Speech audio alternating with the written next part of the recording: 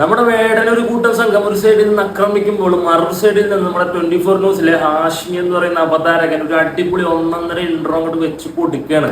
ഇതിലും വലിയൊരു ഇൻട്രോ വേടൻ ഇനി വേറെ കിട്ടാനില്ല. അത് നമുക്കൊന്ന് കേട്ടുനോക്കാം. വോയിസ് ഓഫ് വോയിസ് എന്നാണ്, ശബ്ദമില്ലാത്തവരുടെ ശബ്ദമെന്നാണ് ആദ്യ പാട്ട്.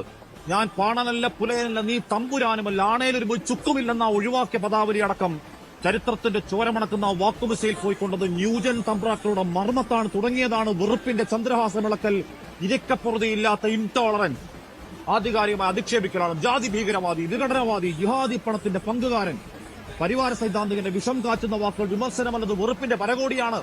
വെറുപ്പിന്റെ ഭിന്നിപ്പിനേക്കാൾ വേടന്റെ ഐക്യപ്പെടൽ വാക്ക് കേൾക്കാൻ പാടുന്ന വേദിക്ക് താഴെ ഇരമ്പുന്ന ആയിരങ്ങൾ ജാതിഭേദങ്ങളില്ലാത്ത ഈ നാടിന്റെ യുവാക്കളെ കാണുമ്പോഴുള്ള ഹാലിളക്കമാണ്. ആ വാക്കുമൂർത്തി നിർത്തിക്കോ, വേണമെങ്കിൽ പാടിക്കോ.